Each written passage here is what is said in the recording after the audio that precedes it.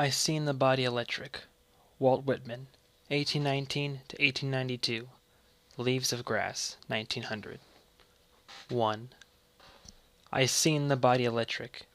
The armies of those I love engirth me, and I engirth them. They will not let me off till I go with them, respond to them, and discorrupt them, and charge them full with the charge of the soul. Was it doubted that those who corrupt their own bodies conceal themselves, and if those who defile the living are as bad as they who defile the dead, and if the body does not do as much as the soul, and if the body were not the soul, what is the soul? 2. The love of the body of man or woman balks account, the body itself balks account. That of the male is perfect, and that of the female is perfect. The expression of the face balks account, but the expression of a well-made man appears not only in his face, it is in his limbs and joints also. It is curiously in the joints of his hips and wrists. It is in his walk, the carriage of his neck, the flex of his waist and knees. Dress does not hide him. The strong, sweet, supple quality he has strikes through the cotton and flannel. To see him pass conveys as much as the best poem, perhaps more. You linger to see his back, and the back of his neck and shoulder side. The sprawl and fullness of babes, the bosoms and heads of women, the folds of their dress, their style as we pass in the street, the contour of their shape downwards. The swimmer naked in the swimming bath, seen as he swims through the transparent green shine, or lies with his face up and rolls silently to and fro in the heave of the water. The bending forward and backward of rowers in rowboats, the horseman in his saddle, girls, mothers, housekeepers, in all their performances, the group of laborers seated at noontime with their open dinner kettles, and their wives waiting.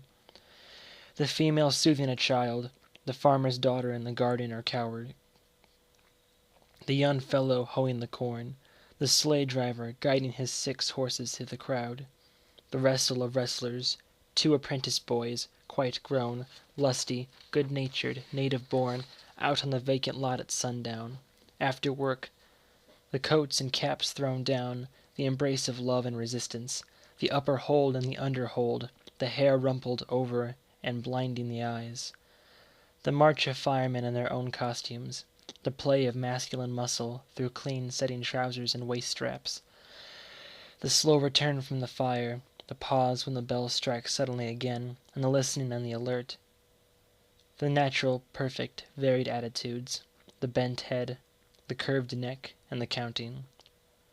Such luck I love. I loosen myself, pass freely, and at the mother's breast with the little child, swim with the swimmers, wrestle with wrestlers, march in line with the firemen, and pause, listen, and count. 3.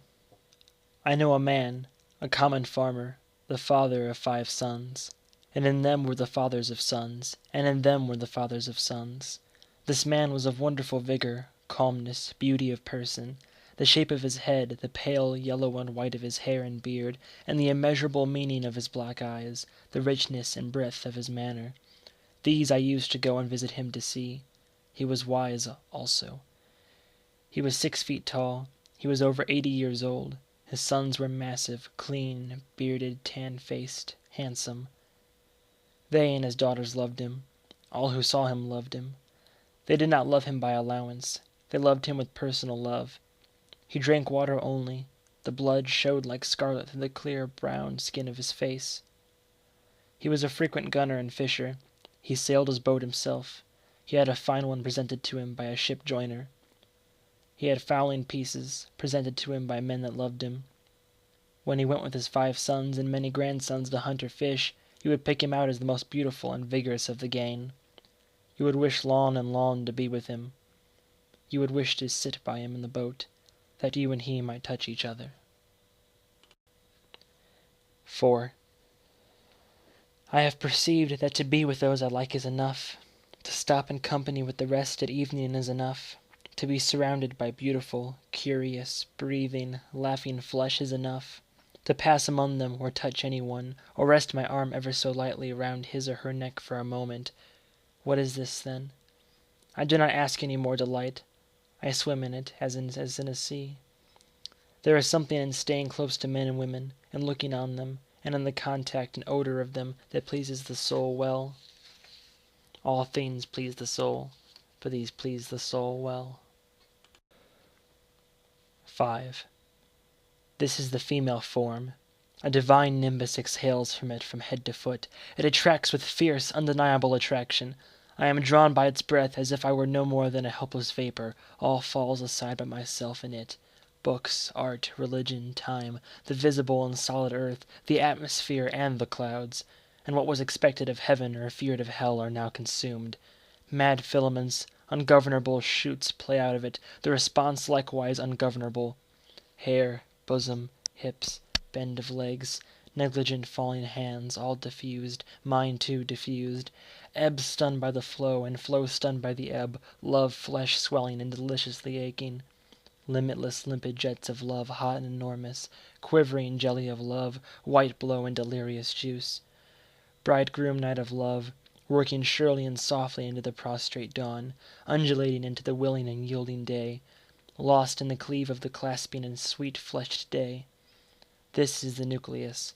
After the child is born of woman, the man is born of woman. This is the bath of birth. This is the merge of small and large, and the outlet again. Be not ashamed, women.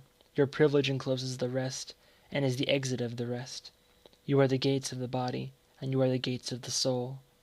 The female contains all qualities, and tempers them. She is in her place, and moves with perfect balance. She has all things duly veiled. She is both passive and active. She is to conceive daughters as well as sons, and sons as well as daughters. As I see my soul reflected in nature, as I see through a mist, one with inexpressible completeness and beauty, see the bent head, and arms folded over the breast, the female I see. 6. The male is not less the soul, no more, he too is in his place. He too is all qualities, he is action and power.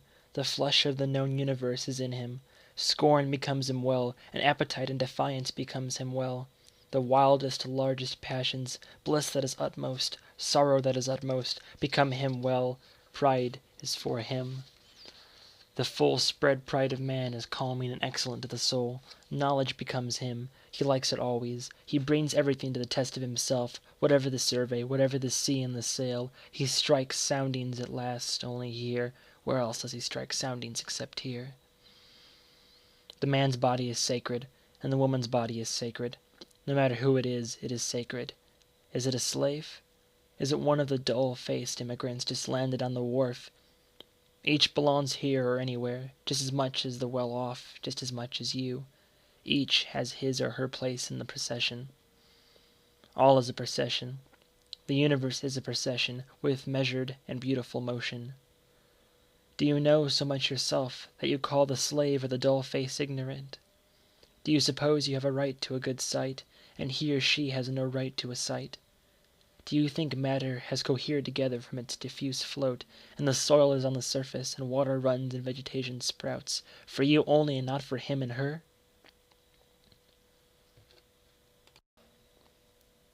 Seven. A man's body at auction. I help the auctioneer. The sloven does not half know his business. Gentlemen, look on this wonder. Whatever the bids of the bidders, they cannot be high enough for it. For it the globe lay preparing quintillions of years, without one animal or plant, for it revolving cycles truly and steadily rolled. And this had the all-baffling brain, in it and below it the makings of heroes. Examine these limbs, red, black, or white. They are so cunning in tendon and nerve, they shall be stripped, that you may see them. Exquisite senses, life-lit eyes, pluck, volition, flakes of breast muscle, pliant backbone and neck, flesh not flabby, good-sized arms and legs, and wonders within there yet. Within there runs blood, the same old blood, the same red-running blood. There swells and jets a heart. There are all passions, desires, reachings, aspirations. Do you think they are not there because they are not expressed in parlors and lecture rooms?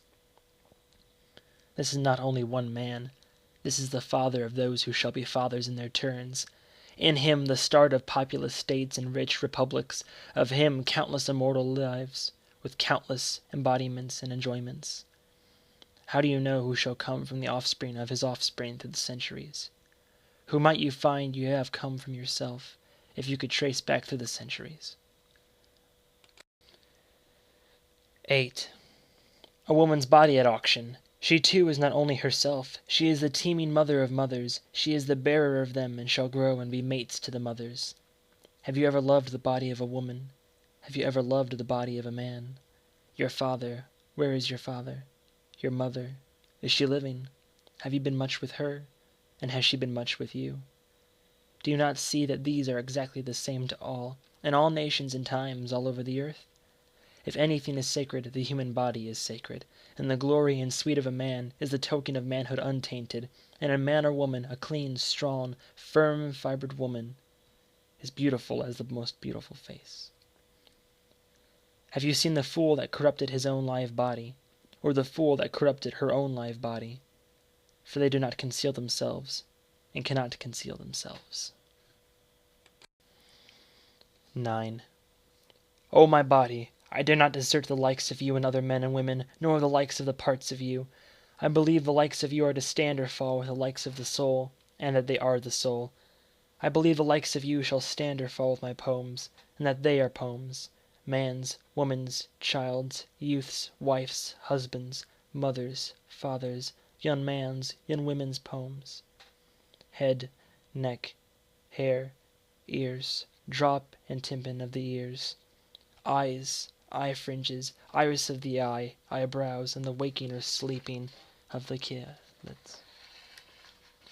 Mouth, tongue, lips, teeth, roof of the mouth, jaws and the jaw hinges, nose, nostrils of the nose and the partition, cheeks, temples, forehead, chin, throat, back of the neck, neck slew, strong shoulders, manly beard, scapula, hind shoulders, and the ample side round of the chest. Upper arm, armpit, elbow socket, lower arm, arm sinews, arm bones, wrist and wrist joints, hand, palm, knuckles, thumb, forefinger, finger balls, finger joints, finger nails, broad breast front, curling hair of the breast, breastbone, breast side, ribs, belly, backbone, joints of the backbone, hips, hip sockets, hip strength, inward and outward round, man balls, man root, strong set of thighs, well carrying the trunk above, leg fibers, knee, knee pan, upper leg, under leg, ankles, instep, football, toes, toe joints, and the heel. All attitudes, all the shape lines, all the belongings of my or your body, or of anyone's body, male or female. The lung sponges, the stomach sac, the bowels sweet and clean, the brain in its folds inside the skull frame, sympathies, heart valves, palate valves, sexuality, maternity, womanhood, and all that is a woman, and the man that comes from woman, the womb, the teats, nipples, breast milk, tears, laughter, weeping, love looks, love perpetrations and risings. The voice, articulation, language, whispering, shouting aloud, food, drink, pulse, digestion, sweat, sleep, walking, swimming, poise on the hips, leaping, reclining, embracing, arm curving and tightening. The continual changes of the flex of the mouth and around the eyes, the skin, the sunburnt shade, freckles, hair, the curious sympathy one feels when feeling with the hand the naked meat of the body, the circling rivers, the breath and breathing in and out, the beauty of the waist and thence of the hips, and thence downward toward the knees, the thin red jellies within you or within me, the bones and the marrow in the bones, the exquisite realization of health. Oh, I say, these are not the parts and poems of the body only, but of the soul. Oh, I say now, these are the soul.